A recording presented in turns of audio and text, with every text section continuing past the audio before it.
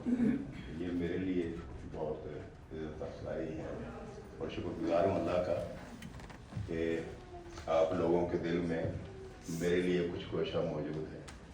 ये बड़े वक्त की बात होती है कि कोई आपके चाहने वाले भी आपके यहाँ मौजूद हो। मुझे समझ नहीं आ रही थी कि अपने बारे में बात कैसे करूं। अपने बारे में बात करना बहुत मुश्किल होता है, तो मैंने ऐसा किया कि एक दो सफ़े लिख ली हैं, मैं वो पढ़ देता हूँ और जब आप सवाल करेंगे तो फिर उन सवालों के जवाब दूंगा, ये मुनासिब रहेगी। तो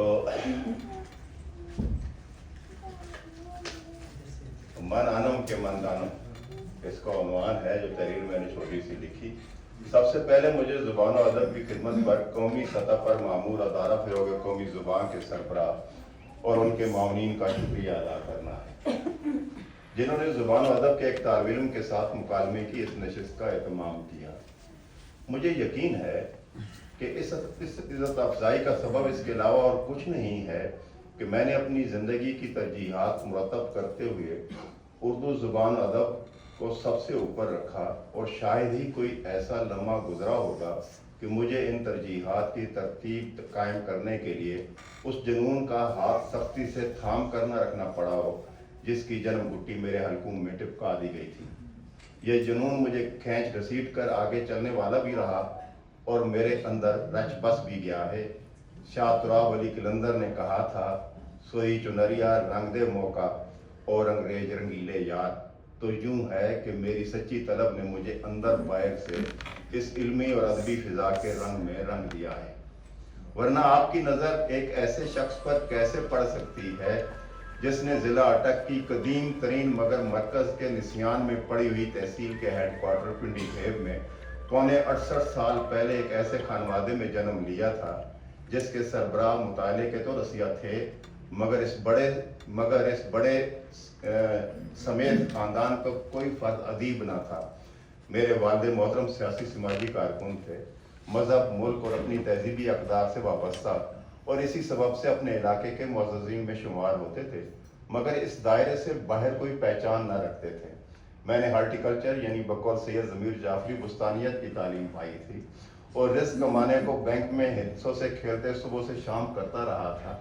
ये तिलिस्म तो इस तख्लीकियत के सौते का है कि जो मेरे अंदर से फूटा, और मुझ पर किस्मत यूं मेहरबान हुई कि मुझे अदीबों और लफ्ज़ से मोहब्बत करने वालों की महफिल की आखिरी सफ़ में बैठने को जगह मिल गई, और वो भी वहाँ के पहली सफ़ वालों की नज़र में आ गया हूँ और मोहब्बत से देखा जाने लगा हूँ। साढ़े चार दहाइयों पर मुश्तमिल अपने अदबी सफ़र में मुझे जितनी मोहब्बतें मिली हैं और मेरी कजमज तहरीरों को जितने पहलुओं से लायके तवज्जो गर्दाना गया है और इन पर तवातर से लिखा गया है, ऐसा वक्त तो किसी किसी का मुकद्दर होता है। आज से 41-42 साल पहले जब फैसलाबाद में तालिब इल्मी के ज़माने में लिखी गई मेरी पहली किताब पैकर जमील शाया हुई थी, तो मेरे वालिद साहब बिस्तर मर्ग पर थे। उनकी इलालत को 11 बरस हो चले थे। 71 में पाकिस्तान टूटने के अलमनाक खबर ने उन्हें तोड़ दिया था। दिमाग के अंदर कोई रग रिसने लगी थी और वो बिस्तर से जा लगे थे। मैंने जब अपनी पहली किताब, जिसका इंतसाब उन्हीं के नाम था, उनकी आंखों के सामने की थी, तो उनके होंठ कुछ कहने को फड़फड़ाए थे और आंखें आंसुओं से भर गई थी। खुदा ने उन्हें सिर्फ 55 साल की उम्र में हमसे ऐन उस वक्त छीन लिया था जब मैं उनसे बहुत सी बातें करना चाहता था। शायद वो भी मुझसे बहुत सी बातें करना चाहते होंगे, मगर आखिरी के 20-21 रोज हम चुपचाप अंदर ही अंदर आंसू फेंकने और एक दूसरे से कुछ न कहने पर मजबूर थे। मेरे हलकूम में दुख ने रखने डाल दिए थे, जबकि उन की जुबान पर फालिज का हमला हुआ था और वो कुछ बोलना चाहते तो उनकी कैफियत, उनके होंठ कपकपा कर रह जाते थे और आंखें बोलने लगती थीं। मेरी कहानियों में मौत का बार बार अपना चेहरा दिखाना और हुस्न के पानियों का एक कैफियत होकर तसलसल में बहे चले जाना नाकदीन ने भी आंका है। इसका सबब शायद ये हो कि मैं अपने भाई बहनों में कुछ ज़्यादा ही हसास था।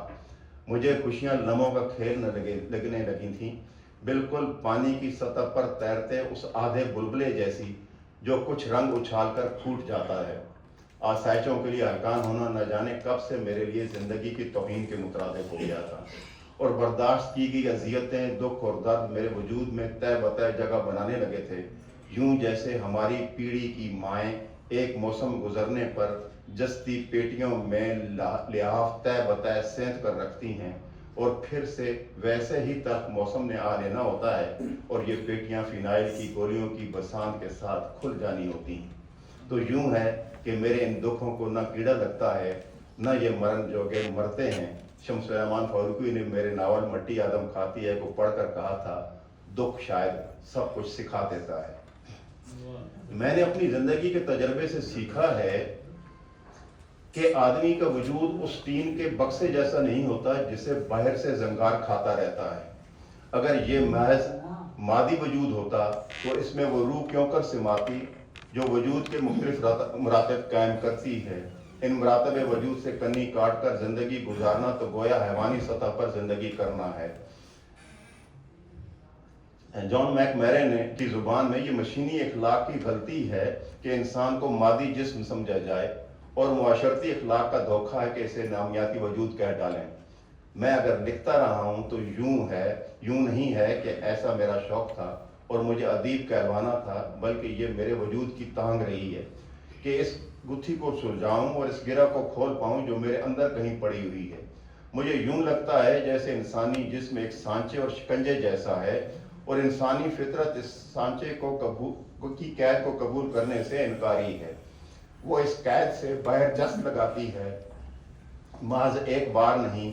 इस असीरी से रहाई की जद्दोजहद और बेकरारी मुसलसल है और इसी कैफियत के अंदर रहकर मुझ पर तख्लीकी लपक के भेद खुलने लगते हैं।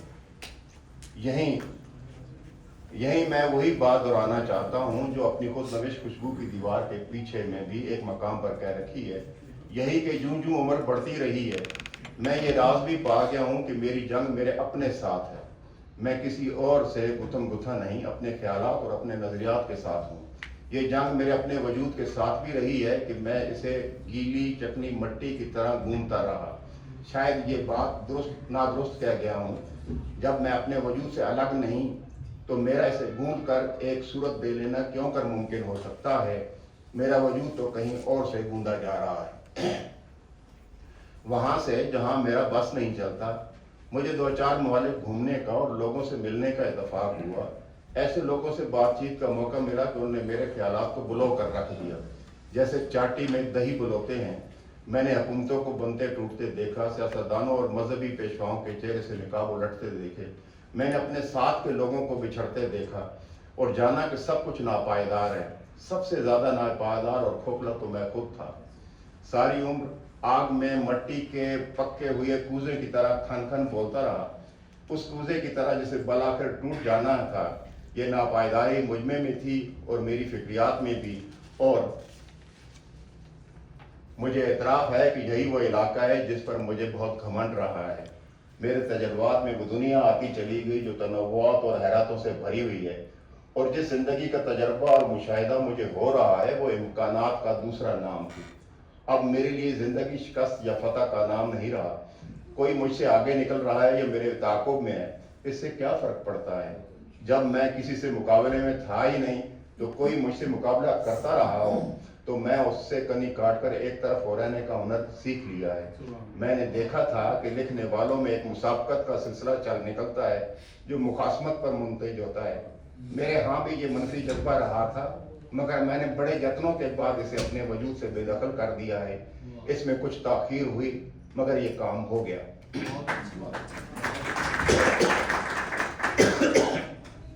मैं जान गया था कि अदब का तख्लीकी इलाका हर एक के पास अपना होता है, अपना और बस हर तख्लीकात से खास, और जाना कि लिखने वाले के का मुकद्दर एक सा नजर आ सकता है मगर मुख्तलिफ होता है। कागज पर उतरते ही सबका अपना असलूब बनता है और हर एक की तहरीर से उसकी अपनी जमालियात का धारा फूटता है। तख्लीकी अमल की बारगाह है ही ऐसी, यहाँ सबको अकेला जाना होता है। ये वो मैदान नहीं जहाँ झंडी लहराने वाले, सीटी बजाकर जीत का ऐलान करने वाले और झुंड के झुंड तालियां बजाने वाले इस्तादा हों। यहाँ आगे नहीं निकलना होता, पहलू ब पहलू चलना होता है। मकबूल होना नहीं, अलग होना होता है। मैं अलग पड़ा रहकर अपना काम में जुटा रहा। मैंने दूसरों की तकरीम को अपने ऊपर लाजिम कर लिया तो मेरा दिल गनी हो गया और इसी के तुफैल में अपनी जिंदगी जीने लगा। मान लीजिए हर कोई अपनी जिंदगी जीता है, वो जो ऐसा नहीं चाहता उसका मुकद्दर भी यही है। इसलिए कि हर कोई अपनी जिंदगी के तजुर्बात का कैदी होता है। हमारी जिंदगी के दायरा ही ऐसा पिंजरा है जिससे आखिरी सांस तक रिहाई मुमकिन नहीं। जब हर तख्लीकार की जिंदगी ही मुख्तलिफ है तो वो किसी दूसरे लिखने वाले जैसा कैसे हो सकता है? हो ही नहीं सकता। फिर मुसाबकत कैसी? जब मैंने अपनी जिंदगी की चादर में अपना वजूद समेट लिया तो बहुत जल्द उस बच्चे जैसा हो गया था जो अपने नए खिलौनों को हैरत से देखता और तजस्सुस से उलटता पलटता है। इस हैरत और तजस्सुस उछालने वाले खिलौने का मकाम मेरे अंदर कहीं वहां कहीं है जहां दीगर काट कबाड़ के साथ आईना जहानुमा धरा है। एक अदीब की हैसियत से मुझे यही रवैया अजीज तर हो गया है, उस जवाब से कहीं ज्यादा अजीज जो किसी भी दानिश्वर के यहाँ जिंदगी की मानवियत के बाप में हो सकता है। आखिर में एक दफा फिर आप सब अहबाब का बहुत शुक्रिया।